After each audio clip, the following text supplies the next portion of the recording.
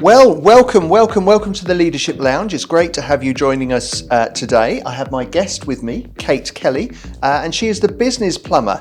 And I've asked Kate to join us because we have, some really important stuff to explore, which is so supportive of leadership. Now, you may well have heard me talk before that leadership is about taking people on a journey. Seth Godin, a commentator on this, said, leadership's about painting a picture of the future, going there, and people will follow. And that sounds really simple and really easy, but anybody working in leadership will know that actually it often is far more trickier than that. And what we need are systems to support us as we take people on that journey. And therefore, I'm delighted to have Kate join us today, Kate Kelly, the Business Plumber, to help us to explore the topic of supportive systems. And we'll look today, Kate, won't we, at the importance of good systems, how you establish them, and how you ensure they remain fit for purpose. So, Kate, thank you for joining us. Tell us a little bit about yourself and kind of what you do. I work with organisations to improve the way the work works. So I help them work faster, work smarter, make fewer mistakes, and become reliable. My vision is that everybody ends up running like Amazon. You place an order with Amazon, the stuff turns up, you expect it to. And it doesn't matter whether you're a very large company, the ones I used to work with, or a small company, the ones I work with now. It's still possible to get good systems that keep running. Yeah. So you and I both know that, and I'm just intrigued. I know the answer to this, but I think for our listeners and those watching, you're called the Business Plumber. Yes. And I know you normally wander around at meetings when I've met you, armed with a plunger. An actual plunger. An actual plunger. So you don't actually, though, do people's plumbing, though, do you? No, it's a metaphor. Although people do often try to get me join plumbers groups. The idea is that the plumbing in your house or any building is hidden. It's in the walls. You only notice it when it goes wrong, and systems are like that. When a system works really well, everybody takes for granted this is just the way things happen. It's when things go wrong, that something's not delivered on time or something's misinvoiced or a vitally important piece of information goes astray, that's when people notice it. And I was trying to make the point that it is vitally important, but usually completely ignored until it goes wrong. Yeah. And it was just a metaphor I used. And the other thing is that if you're networking with somebody and they say, what do? You say you're a business plumber, people then want to know more, as opposed to going, oh, and heading off to the hills. Yeah. So basically you're there to unblock their pipes. Absolutely, yes. Metaphorically, yes. And make sure that things and systems run smoothly. And also it's one of the big problems with any business is the leakages. Getting rid of leakages of time, leakages of effort, leakages of money particularly. And by fixing the systems, that's what happens. Yeah. So it works very well, actually. Brilliant. It's a metaphor. And we love the metaphor, and we love every time we see you armed with your plunger, Kate. So brilliant. Okay, so let's explore kind of setting up systems then. Because as you said, the systems, the pipes are in the walls. But when you first start something off, you need to set up your systems. And in our last podcast, we were interviewing Richard Dedicote, setting up a new school, Grace Cook Primary School. And he was talking about what he was doing as part of that. And so I just wonder if we start that for some of our listeners here, they'll be thinking about starting something off. So if you are starting something new, where do you start with systems? Is there any kind of advice you've got for people around that? One of the pieces of advice that I give to people is to keep a diary and jot things down. Now, a lot of the stuff will come into your head and it goes out again because something else has displaced it. Write it down, because you never know when that brilliant idea it becomes necessary. It might be in 2 years' time. But the other thing is that things happen, so much is going on that you don't really notice. And, it can be really bewildering. It can be like spending an hour in a spin dryer and what happened there. If you write things down, you can go back to it and say, I can see now that happened because that didn't happen. So next time I must make sure whatever. But most people start things off on the basis that they think they know how it's going to work. and the wonderful British phrase of muddling through. We're great at muddling through, and my aim is that people don't have to muddle, but that's usually how people start. So somebody wants to become an underwater basket weaver, and they know how to weave baskets, and they've got this plan, and they get the big tubs of water and they start doing all their work. And then they discover that they've got to do other things like actually invoicing people. And then so they think, oh, well, I better do this. And then that goes wrong. And they realise, oh, they've got to actually put their bank account details on the bottom of their invoice. That would be a good plan if they want to be paid. And people learn by their experience. They learn by trial and error. But there are some very, very good courses for people to go on. And it's very worthwhile going on the course, because even if 3/4, 80%, 90% of the course you know, there's always the one thing that you didn't know. So people like Mentor run courses, and I say to people starting up, sign up for those, because you don't know what you don't know, and go on to those. Yeah. But I think if you're starting up, you do need to have at least a vague plan. Even you shouldn't have too rigid a plan, because then you won't notice when you need to divert. But you do need to know, because you'll end up somewhere, but will it be where you want to go? You know, you need a roadmap. So there's a sense, what I'm picking out from what you're saying here is, particularly if you're starting a business or an organisation, get your input first. So you mentioned Mentor, so that's obviously to help people starting off in businesses. Yes. That's organisation certainly based here in East Anglia. And so get some input, so you get clarity on the key things that you do need. And as you say, you had this imaginary person doing their underwater basket weaving. They know how to do that, but some of the practicalities they maybe don't. So get the input first to know, well, if I'm starting this off, what sorts of things do I need? Then you talked about having that rough plan, not too rigid, as you say, and then you've put alongside that, record, just note down, diarise what you're doing, so that actually as you unpick what is working well, and so what you're talking about there is that reviewing what's working well. Do and review. Yeah, do and review what's working, what isn't, and so that you then take a note of the systems you've put in place to start off with that are working, and the ones that perhaps have got this leakage, as you mentioned kind of earlier. Yes. Yeah. You see, one of the things with the work you were doing with Richard Dedicott last time was, you're talking there about an experienced teacher starting a school. Yeah. So they already know an awful lot about running a school. It's just at the moment they've got a blank sheet of paper, but they know the things that should go on there. Yeah. And so and then there comes a point where you just have to start. Start somewhere. Start here. Yeah. Great. So there's another, again, key thing for our listeners, because our listeners will come from all sorts of sectors, business, education, charity sectors.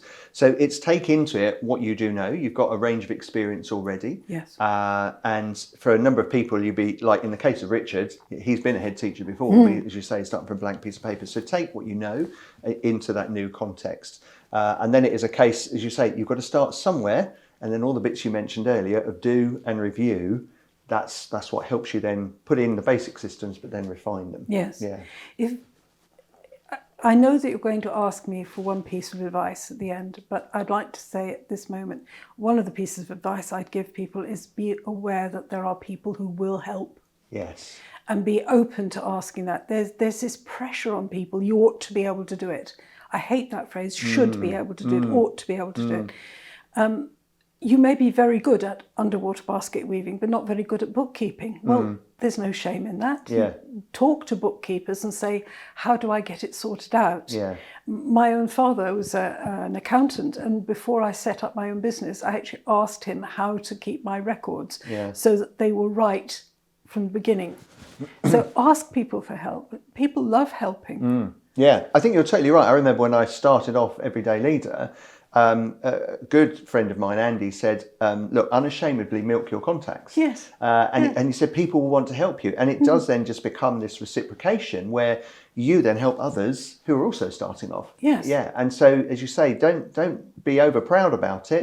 It's okay. Because actually, and if you're worried, oh, yeah, but what, they're helping me out with stuff, you'll help somebody else out later on when they're starting theirs off, isn't it? So the ripple spread outwards, and we all benefit. And I love the fact you brought the top tip in right at the beginning. So, but don't switch off, everyone, if you're listening. There's more juicy ideas to come from Kate as part of that. But it's a top tip, isn't it? Yes. Man is not an island. You're not on your own. You can ask for help when setting these things up. So that's brilliant. Now, I'm a firm believer, Kate, in kind of vision and purpose being key and crucial for things. For example, everyday leaders' vision and purpose is to empower people. It's about empowerment. So whatever we do is driven by that, whether it's the kind of coaching, the training, the podcasts, the blogs, whatever it is, it's driven by that. So how important is the organisation's purpose in setting up systems? Crucial. If you haven't got a purpose, you're just wandering around and getting lost. In fact, when I working with large businesses, where you have to have a bit more formal. If you're working small businesses, you don't need that formality.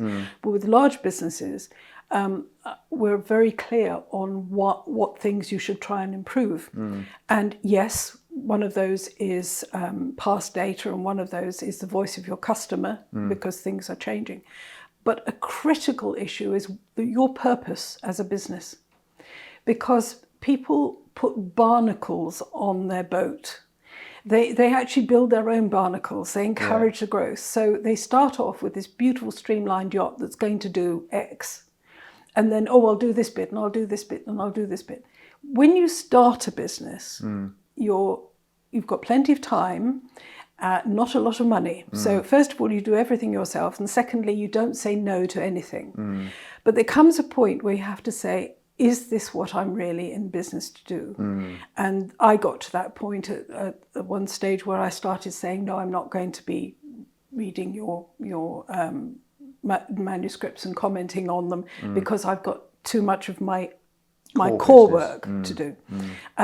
But if you don't know what your core is, if you don't know what you're really trying to do, then you're lost. And I passionately believe your vision should include the person you're helping. It should be a statement about the value you're giving to the world, the value you're giving to your customer. And that's the same for a charity. It's the customer is the person who's benefiting from what you're doing. What are you doing this for? Why are you doing it? And I mean, exactly the same again for education. Of course, that will be children and families. And again, so then all of our systems should support that core purpose that we're doing. And if we're doing either a project or our systems that work within that actually is hindering who we're there to make a difference to, then we've got to go back and look at those systems. And that's particularly true in the medical field. It's amazing how many times the systems, because they've not been connected properly, are actually interfering with one another. So you've got the core, the medical side, which is working really well, but some of the admin isn't. And there's no need for it to conflict, but somebody needs to do something. And who is that somebody, and what is the something they need to do? And that's the point where somebody like me can come in and help. They know what they're doing, and I know how to help them improve it. And often people become blind, don't they, as to what's happened. But you coming in with fresh eyes allows you to ask questions. What's your reason for doing this? Yes. And people go, not sure actually. And it's the view that you can't see. I often talk, if I'm talking with women, I'll say, it's the good friend you take with you when you're shopping for a new dress, who can tell you what you look like from the back. Because that's what a good coach does. It tells you what you're looking like from the back. In these days of Zoom, it tells you what you're looking like top to toe, not just off screen. Yes, that's right, not just shoulders up. That's really important. It's you need to have that all-round vision, because otherwise you just see one little bit. People get used to it, but also people are incredibly busy. Incredibly busy. There's so much going on. And after a while you just say, well, I'm just going to get on with it. Even if the it isn't actually what you should be doing. When you're up to your anatomy and alligators, maybe you should think the objective was to drain the swamp. why am I trying to build in a swamp? Why am I trying to ruin the local ecosystem by draining it? You know, and you don't have time. You're too busy doing the do. So when you go in, or even if somebody then looks themselves at, what am I doing and how is this going? And when they realise that actually, this system isn't working, it's not fit for purpose, I need to adapt or change this system, quite often people find it hard to kind of engage in that change. So how important is it to decide on the reason for the system and the reason for the change of systems? Well, it's quite interesting because when you're working in a large company, which I've done a lot of, nobody can agree what the purpose of the system is. And you have to, that is a stage where people say, oh no, let's get on and make improvements. I say, no, I'm not allowing you to touch anything until we've decided what improvement looks like. I've known cases where people think improvement is working faster. Somebody else thinks improvement is working slower because we want to get it right. If you've got that where everybody's saying, yes, we all agree it's improvement, they're not actually agreeing. So you've really got to have clarity on that. And that's why vision is so important. You need to know what you're trying to achieve because that's your touchstone. And then if you say, well, for example, you might say the really important thing is to be able to deliver goods the next day. Then everything is about what's stopping us doing that. What would help us do it more? And you come back to that. And this is the improvement statement, actually says what you're going to work on. And sometimes once you've worked out what it is you need to work on, you realize that actually the problem isn't over here on my left-hand side, it's actually on the right-hand side. And that's a bit I need to work on. But you need, that is that's the vision for the improvement work. And that is just as valuable, or just as vital as the vision for the whole company. And what I like about what you're talking about there is this sense that, first of all, we get clear what's our reason for this change. Then you explore that with people and you get alignment to that reason and purpose. When I talk to people in training, I talk about purpose plus alignment equals shift. You know, we'll really get some change and movement on this when we're all aligned and pulling in the same direction. And you then get that clarity with people on why we're going to make this change that sits behind it. So I think that's really key. So one of my other questions, Kate, you've talked about, you work with a number of large companies. I know you also work with small businesses and one-person businesses. And I can see, certainly having worked in large organisations myself, but also having worked in small organisations too, I can see for large ones, you definitely need some systems, otherwise it all goes awry. Everybody just does what they fancy.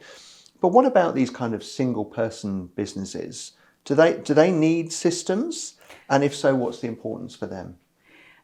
Well, they need systems because there's an awful lot of stuff to do. There's no such thing as a one-person band, actually, because even if nobody's your employer, there are people helping you. Even if it's you've subcontracted telephone answering. There are people, you've got suppliers, you've got collaborators. All of these people need to be aligned as well. It's no good, for example, having somebody answering the phone in a sloppy way if the persona you want to show is that of a very professional organisation. So one of the first things I say to people is, for heaven's sake, you know, don't have the kiddie pick up the phone going, hello. And you have to say, is mummy in? When, you know, it's all their work is on social media has been to make themselves look really professional.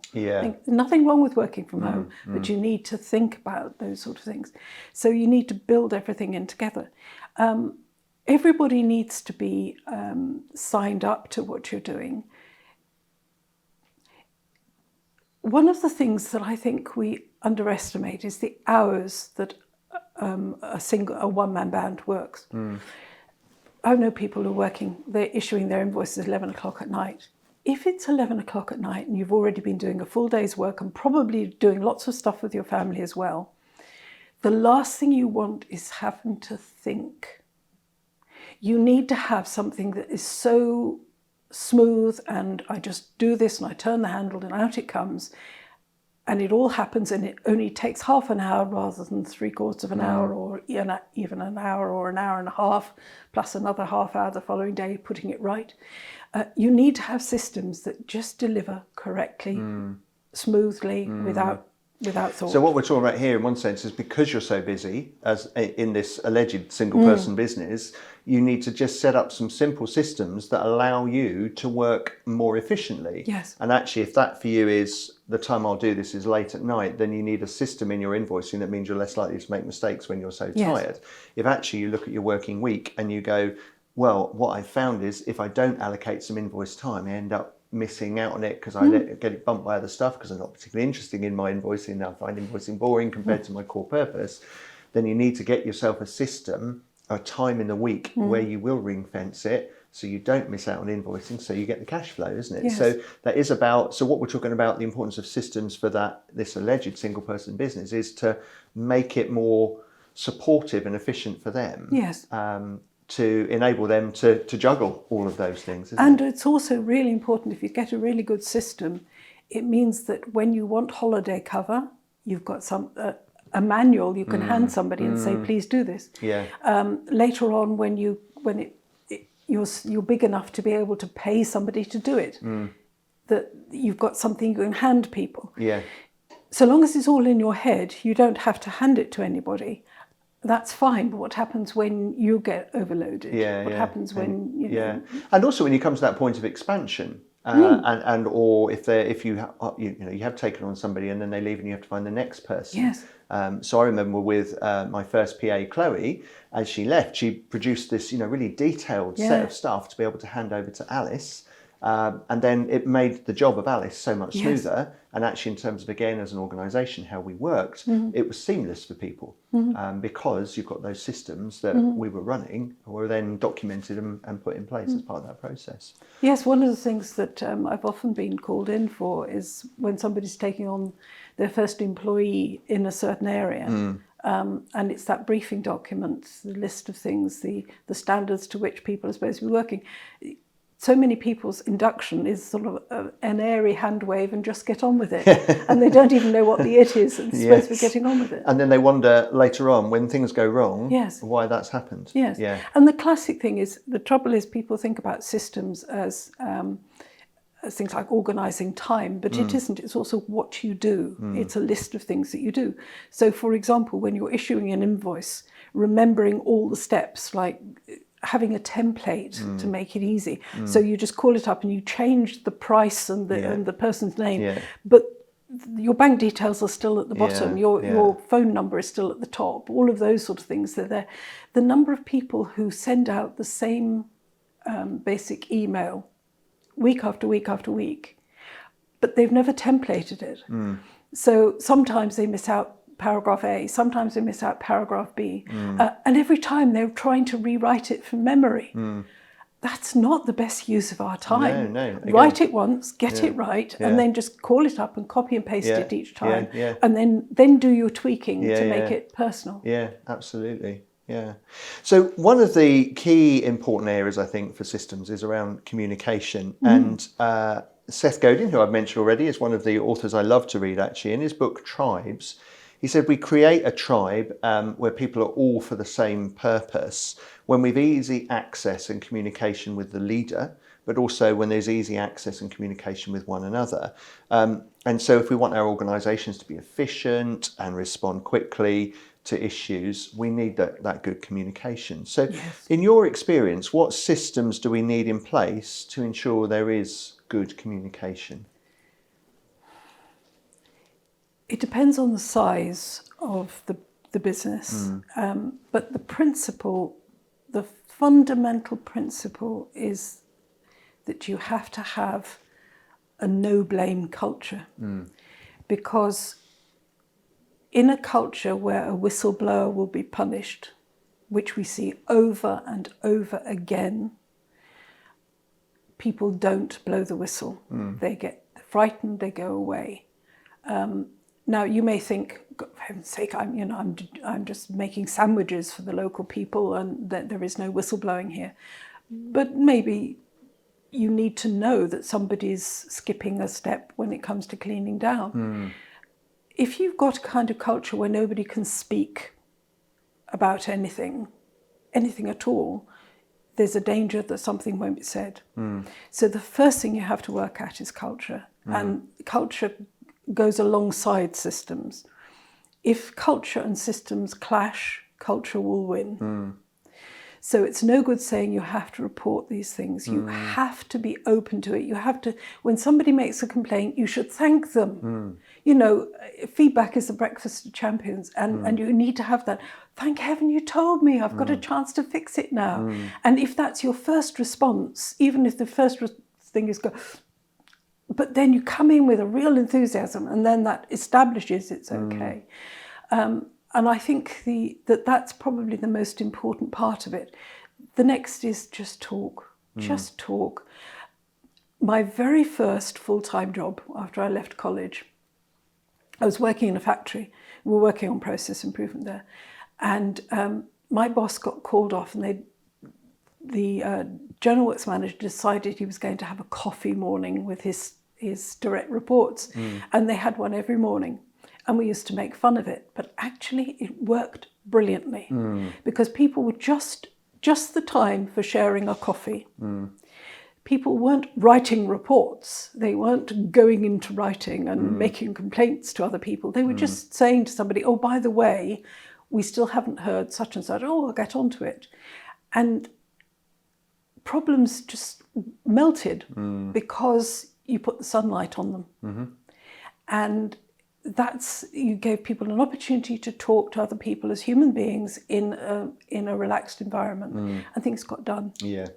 And you said it's important to talk, and again what I'm hearing though is that key element of listening as well, that you're listening to one another. The boss is listening to those he's talking and listening to, and they'll find out that information when he listens, and it's that two-way street to follow through. So for good communication, that opportunity to talk and to listen to one another, culture to make it okay to give feedback when actually systems are breaking down, because that's when you can make those improvements as part of that process as well.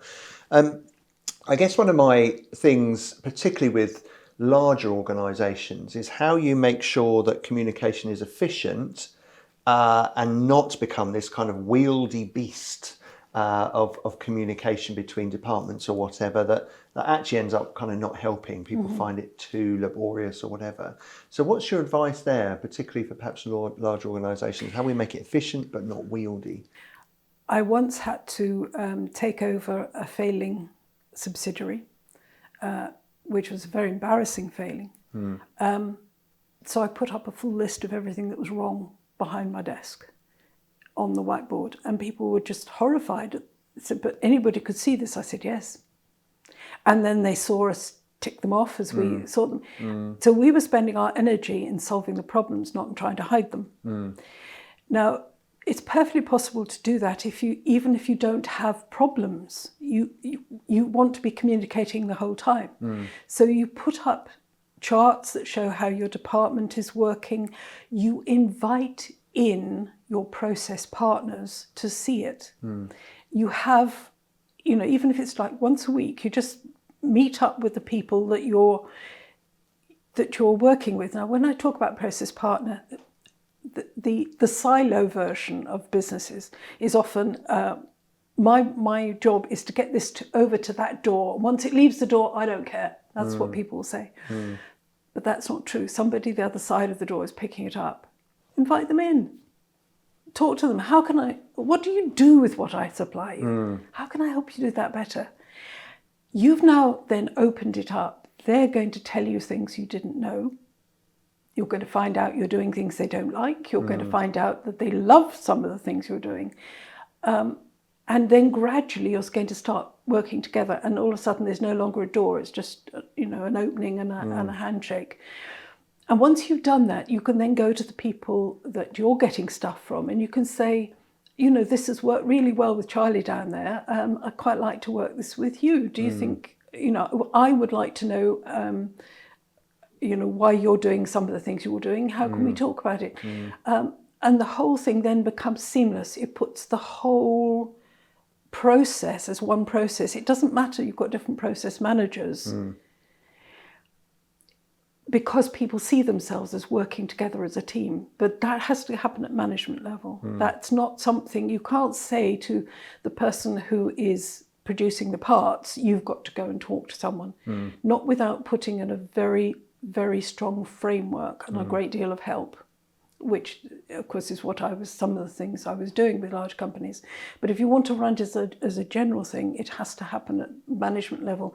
And therefore people have to see that their job is not just managing this department, but actually making this department a good process partner with their internal customers and internal suppliers. So again, we're talking about creating a culture here of how we work with departments and how we don't see ourselves as a silo within that, but actually a key success is how I'm linking with the other departments. And if I'm not linking well, then actually I'm not successful.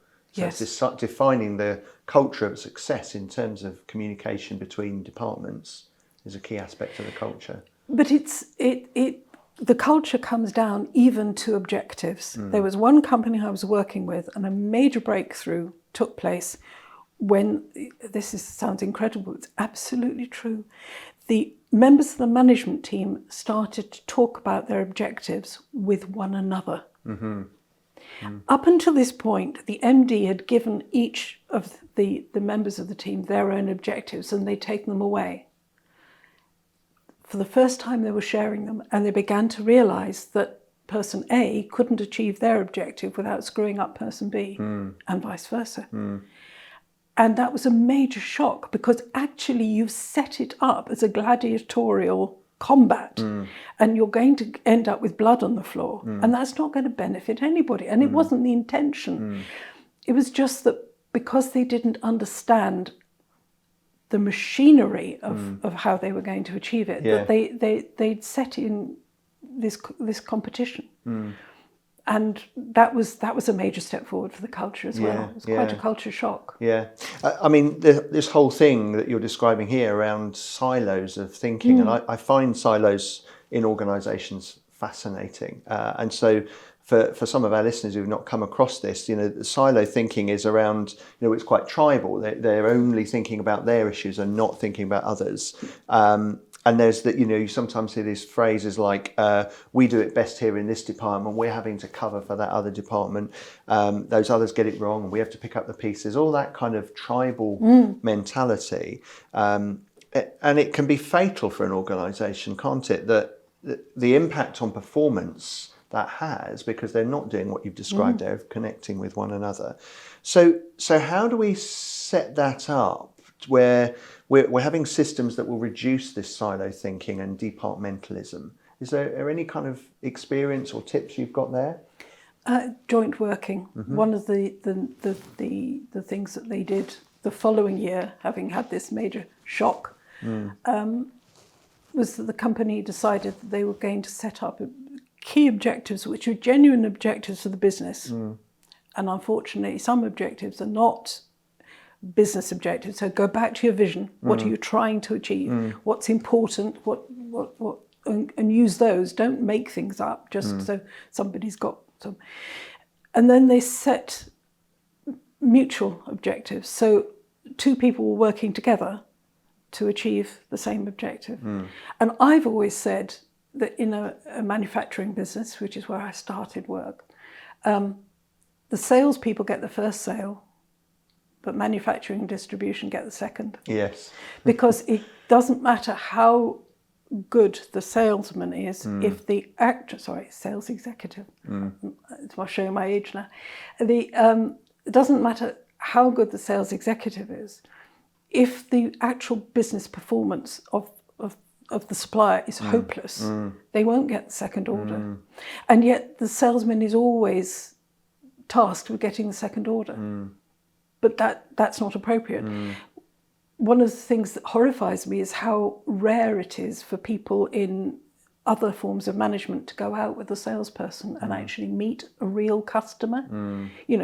That is one advantage that small businesses have. They're dealing with customers the whole time because that's what they do.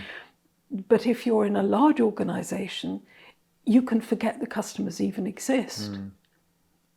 In local authorities, you can often think your business is being a local authority. And you forget that Mrs. Murgatroyd is on the front desk talking to somebody they're trying to help. And it's Mrs. Murgatroyd is your customer. And you should be out there on the front desk occasionally, just listening, not necessarily doing anything more than listening. Yeah.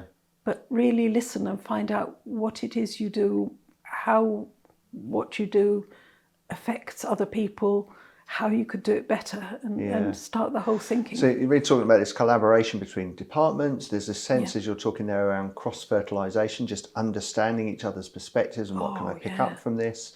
And really going back again to who we're here to serve and experience that. So I love your idea of, someone in manufacturing going out with a salesperson, but also then because not just as the manufacturing department understand what's going on out there in sales, but actually they can then help the salesperson to understand, look, when you're promising these things, actually, this is what happens, this is the impact for us back on here. And if that's what you're promising, then we need to understand this better back in manufacturing. So that just to develop that understanding by working together on things can be crucial, can't it? And sometimes you have to take the initiative. It's no good waiting to be invited. Sometimes you have to say, I'd like to invite you in. I'd like to come out with and see what's happening where you are. Yeah.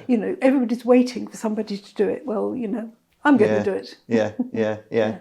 So one of the things I think is really important, we've kind of picked up aspects of this, that you set a system up, but this reviewing, this do and review is really important. And I've worked with a number of organisations, and I remember on some, starting and then arriving thinking, oh my goodness, why are they still doing this? This is like 20 years old and no longer serves or is fit for purpose in what we're looking at. So if we're particularly if someone has come into an organisation and they're seeing it, how do we go about reviewing if systems are fit for purpose? Some of them would be really obvious, but how do you go about reviewing that? You go back to what the whole purpose of the organisation. Yeah. So if you're a commercial organisation, you will have a purpose, and that has to involve your customers. Ask your customers. Look at the legislation. So you've got environmental issues as well. Listen to the things your employees say. Be careful though, because if the employee doesn't understand the whole situation, they may well say, let's make such and such an improvement. And you can see it doesn't work, but they can't see why it's going to make things worse because they don't understand knock-on effects. So you have to set up the context in which they can understand why it might not work, but listen to everybody. You just need to put in some time in your diary to work on your business, not in it. Now, it's particularly difficult for a one-man band because they are so busy doing the do. They have to do everything. But there's no excuse in larger organisations. They just don't do it. And quite often this is because they've gone into a routine of, right, well, it's budgeting time and let's do the budgets. And so they do the numbers, and then nobody stands back and says, right, well, we're going to actually have an away day where we discuss what it is we're doing and why we should be doing it and what we need to work on next. And there's no reason why people can't do that. I mean, yes, okay, somebody's going to say, hey, it's a management jolly. Well, you've got broad shoulders, you should have. Just get on with it. You know what they're going to say. Do it anyway.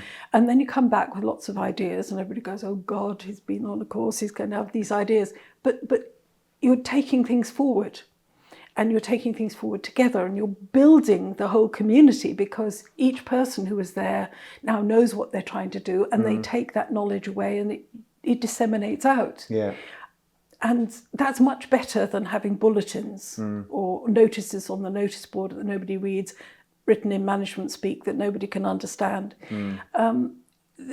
People see it living. They actually see it in action. And I think that's the important thing. Yeah. But you need to take time away from the coalface to think about, yes, we're up to our anatomy and alligators. Should we be draining a swamp? Should we even be in this swamp? Should we? What have we got against the alligators? are some of these alligators pets? We, because we know how to bonk them on the nose, they go away. And so we feel that we're doing things. There's a lot of people who cause their own fires and then put the fires out and look heroic. But actually, if they were doing the right things, they wouldn't be fires. But you need to allocate the time. Yeah. And it's the middling, the small businesses that are not one-man bands, but they're only small. They're the ones it's hardest for because they don't have those skills. In a large organisation, you've usually got an HR department that certainly has those skills and can help you set that up. In a small business, you're likely to be working very hard on the business anyway. It's the middling business where we've always done it this way. Family businesses are an interesting dynamic. So some of the key aspects there, being deliberate about time. Yes. You talked about giving context to your staff, but then working with staff to, again, it's that culture of being okay to raise Yes. things and explore things together, listening to customer. And then once you've explored that, working with people face to face on these are the issues we found that we need to kind of review and improve them. But you need to work on continual improvement. One of the advantage of dealing with it as systems and processes is it takes the emotion out of it. It's not you're getting it wrong. It's this system isn't working. I love the thing, it's not fit for purpose. As soon as you say that, it takes some of the emotion out of it. It stops people feeling guilty. It allows them to say, yes, it's like an old car. It's got to the point it's not going to pass its MOT. We really need to change it. And then it becomes a very rational decision. You're in the rational part of your brain and you're able to deal with it rationally. Yeah, and what I found with scenarios like that is if you help people to understand when this was established, because they will love some of those systems because we've always done it that way. Yeah. When this was established, it was fit for purpose. It was really helpful in this way, this way, and this way, and we honour that. We're now in this situation. Yes. And this situation demands these newer ways of approaching it because, as you say, it isn't fit anymore. But it was great then. Yes. So I think honouring the past again helps people with that transition, doesn't it? And that involves having this idea of continual improvement without blaming. Because if you've got a blame culture, then anything that suggests that this isn't perfect now automatically becomes blame. Somebody must be wrong, somebody's head should roll, all that sort of nonsense. By saying, yes, it's just things have moved on. Pre-COVID, there was certain, look at all this thing about whether you should work from home or not, whether you have to go into the office. We're starting to question that because we've got sort of online communications have changed so much in the last 2 years. Things are different. Yeah, as part of that process. Just this last kind of question around reviewing systems. So I remember a situation, and it links with our communication bit, once where I had a large school, had 120 staff, and I was getting a number of people saying, communication here, it's not good enough, it's not strong enough. And so I said, right, let's address this then. And I got a representative from each staff type within the organisation. So I had somewhere in the region of 20 people sitting around a table, which of course in terms of dynamics is not easy at all.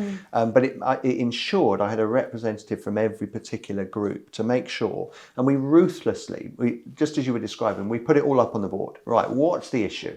Let's get it all out, let's get it all up on the board, and let's go through these one at a time. Let's agree together how we're going to tackle each one.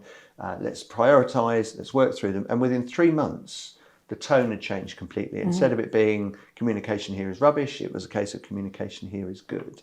And so I just wonder if we've got to that point of thinking, actually, there's something inherently we've got to give a good, the system's got to have a good damn thrashing here. How important is it to involve all the kind of staff, stakeholders, people involved in situations like that? It's very important, but you have to have a process to do process review. I'd almost expect you to say that. Once we're talking about process, you must have a process to review the process, yeah. But it is important because nobody's got the full picture. And everybody knows their own bit, and they know their own bit very well. And there's all sorts of things going on where they just assume, people assume that people know. And in large organizations, everybody assumes the bosses know everything. And so therefore, if bad things are happening, the boss knows about it, and they've no idea at all that the boss has no idea. So what you have to do is you have to bring people in. You can only bring, as you say, representatives in, because you can't bring everybody in. That would stop the whole business. But you need to have a system that allows them to, you're building a microcosm, so you've got to have culture, you've got to have work with respect, build a team, all of those good things. So there's an awful lot about interpersonal dynamics. So people tend to think about a process improvement as being, well, you do this, you do this, you do this, but a lot of it is done on the human level. And so people aren't going to come up with ideas if you keep shutting them down. People aren't going to come up with ideas if they feel stupid. I'm only that's the phrase I always get. Oh, I'm only a clerk, I'm only a receptionist, I'm only this, only that. I've seen teams produce amazing work. There's one, they reduced something that was taking 60 days down to less than 10. They did it by working together as a team, but it took a lot of, it's a bit like the swan, it was a lot of paddling under the surface that they didn't see, that we were doing to set this team up and to keep it running properly. And to do that, you need to have an experienced facilitator working with that team. And that person needs to know the interpersonal stuff, but they also need to know process improvement. So you might need two, one who knows one who knows the other. Not everybody knows everything. They don't teach process at school. And I think that's such a shame, because people want to improve things, but they don't have a mechanism for it. If somebody got them to learn process flow charting, which is what I do, here's a pack of sticky notes. We're going to put them on the board and we're going to write things down, and then that one's wrong, we'll tear it up, throw it away, put another one, build a picture, and all of a sudden people see what they do. And then they can see, well, that's a bit of stupid, isn't it? What we need to do it is do that in that order, and why is that person doing it, and why is it being done twice? People can see it. And I do think people need to have these kind of systems available to them. And mostly because they are a receptionist, they don't teach flow charting to receptionists. Well, that's the sort of thing I do. I teach flow charting to receptionists and anybody else. Very simple flow charting. You do this, you do this, you do this. Nothing too complicated. But then people see what's happening and they can work together on it. But somebody needs to set that team up. It can't just happen. So I have seen during the total quality revolution of the late 80s, early 90s, an awful lot of people said, well, that's all right, go away and make improvements. And people went, well, what are we supposed to do? Well, there's a process to process improvement, and you need to provide that, and you need to provide that help and support. So anyone doing this gets some help and support as part of that, but the key aspects are making sure everybody knows the culture you're going to be working within as part of that. You work with people at the human level so they understand how you're going to work together, and the kind of culture that sits within that.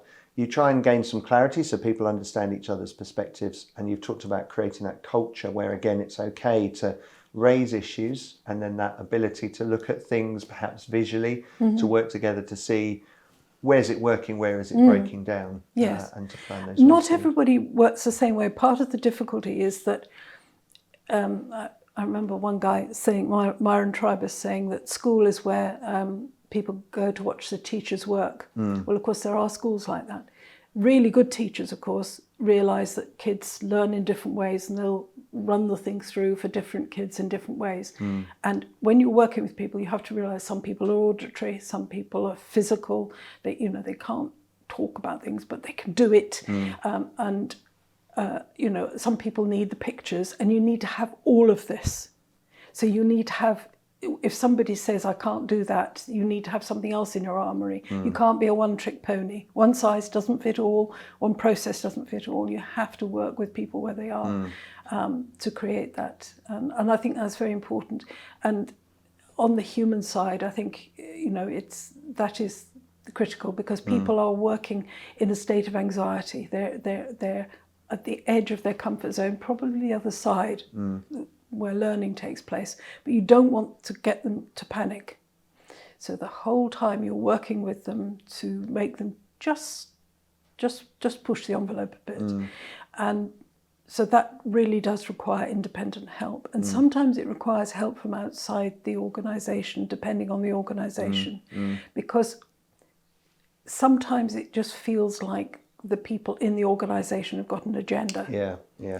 And somebody comes in from outside and they've got no history, no nothing, and then they're there to help. Yeah, and I'm sure we've both found that working with organisations, we come in as the independent person from outside, and we can perhaps talk to them about messages that somebody inside can't, because they know there's no vested interest from us, and what we're trying to just do is help them to see the best, isn't it? So having reviewed your system, having realised there's something that needs to change, obviously it's then about trying to get successful change. And you and I, we've chatted, and one of my favourite change models is Noster's model of complex change, and he talks about the need for vision, skills, the right incentive, the right resources, and a clear action plan to make those kind of things happen. And that, just taking that first one, when vision is missing, it creates confusion. I mean, have you seen this? And we've talked about the importance of vision throughout our session today. Have you seen this? And if so, how can you help organisations to avoid this confusion? Well, you have to go back to vision every time. What is it you want to do? And you have to have enough courage to insist that, in the nicest possible way, that your client goes through defining the vision. Because they all, we know that, fine. If you know that, you can tell me. Yeah, absolutely. It's gone very quiet. So then you go, right, okay, so it's difficult to put these things into words. You don't do it in a gladiatorial way. It's difficult to put these things into words. We all know what we're doing, but let's see if we can have some words. There was one manufacturing company I worked with, and they couldn't put it into words, and they had a lot of problems, and I made some suggestions, and then they came back, and what they'd realised was that actually they talked about themselves as a manufacturing company. They weren't, they were manufacturing and service. And then, so they put service actually into their objective. And they suddenly realised they had this service organisation which was incredibly profitable, and they'd been completely neglecting it because it wasn't seen, because they were a manufacturing company. Now they're a manufacturing and service company. They started putting some senior managers in there. They started giving it some oomph, and it really changed the fortunes of the company. And it also positively impacted on the manufacturing side. But it took a lot of courage to say, no, you have to do this bit. We're not moving on until you do. And sometimes that also has to be somebody from outside, because who's going to look the chief executive in the eye and say, no? Yeah, or it's not clear enough. Again, some of the work I do working with people is just to drill that down to almost just one word, so that it's clear and everybody knows what they're doing. And as you say, being able to say that to the main leader, but it's crucial in order to get the change to happen. A friend of mine used to say, we go to meetings and he'd come out and he'd say, having lost sight of the objectives, we redoubled our efforts. And I think an awful lot of businesses are like that. They've lost sight of the objectives. So everybody's working very hard, but... Yeah, but you've got to go back and get really clear on your purpose, isn't it? His next one is, you get anxiety when the skills aren't there. And what I've discovered as well, of course, it's not just if the skills aren't there, but if people don't think they have the skills either. So how can we help people with that? How can we, again, if we're talking about establishing systems here that support that? Well, there is help available, and I think that people can, they can either read the books for themselves, or they can ask people like myself to come in and help them. I mean, there's all sorts of things on the skills. This is why my example about teaching flow charting to the receptionist. It seems like, oh my God, I couldn't do it. But actually, you do it in a very low-key way, and they don't see themselves as learning skills. They see themselves, oh right, we were going to do this exercise. And all of a sudden they've got a new skill, and it develops from there. But you have to put that in. You can't say to people, just get on with it, because they don't know what it is or how to do it. And one of the biggest problems is for people for whom it is obvious that they think that people are being difficult, or the answer is to incentivize people. Actually, most of the time, the issue is to give them the resources and then get out of their way. You know, people don't want to work these days. Actually, they do. Give them a chance. But it's this bit about it was obvious.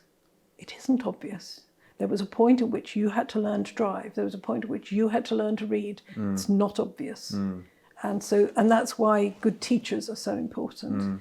And a really good facilitator will be teaching the team the skills as they go through. And I think in my experience of working with organisations, where I've seen the best ones, it's where they've been quite purposeful in really getting to know and understand their staff, what they can do and what they need help with, what they need encouragement, that they actually already do have that. But then there's this deliberate and purposeful way of equipping people as part of that process as well, and working that into your systems and processes, that looking after, upskilling, and supporting and purposely developing your staff is key, and that will help your organisation grow, and it'll help them feel more confident in their skills and therefore able to cope with the transition and change. And if you're bringing something in new, is identifying what skills are needed for people. Let's purposely develop them, just you're describing there, teaching them something as part of that process is key. Good. Okay. Well, our time flies, Kate, when we're in the Leadership Lounge, and I told you I could talk for England on the subject. Yeah, and it's great to have you with us, just exploring the importance of systems, because we say leadership is about painting that picture of the future. But if we don't put in those structures to kind of help people work towards that future, we end up floundering and it failing because we're not having done so. So we're at that point at the end of our time in the Leadership Lounge, just pulling out, what is it? What are the key things for people thinking about systems in their organisation that we need to remember? I think one of the things I'd say, just on the basis, this is going to sound really weird, well, it sounds weird to me, is to actually be aware that there is a process. You see, for me, it's like X-ray vision. As soon as I look at something, I'm seeing the machinery that produces it. But for an awful lot of people, it could be Harry Potter waving his wand. These things sort of magically happen. I often make, if I'm working with a group of women, I'll talk about the laundry fairy, and they all fall about laughing because everybody knows there is no laundry fairy. What? Exactly. But the thing is, for something to happen, somebody needs to do something. And what are those somethings? And just become more aware. So as you become more aware, then you'll start noticing things. Well, hang on a moment. The reason that it's cold is because somebody didn't switch on the heating. It isn't normally cold. Somebody must switch on the heating. I wonder who switches on the heating. And then you find the person you made redundant last week was the person who switched on the heating. And because nobody knew that everybody's having to wear their coat at work. It's stupid things like that people don't notice and trips them up. But once you start getting used to seeing process, the how, not the what, not the why, because the why is about your vision and all the rest of it, but you need to see the details of the how. And get used to when somebody says, just do it, you go, by what method? And then that brings you back down to earth and say, right, I need some details. I need to know who's going to do it, what are the steps they're going to take, what are they not going to use? They're going to use a computer or a pen and paper. Are they going, do you see what I mean? You become a lot more practical and things actually happen. So you're not building castles in the air. You're actually building castles on the ground. So I would say just become more and more aware of the how. Brilliant. Lovely. Kate, thank you ever so much for joining us. It's been a delight to chat to you again and for you to share your wisdom as the business plumber. And so for those of us who join us on the Leadership Lounge, thank you for joining us, and we look forward to you joining us again next month with our next guest.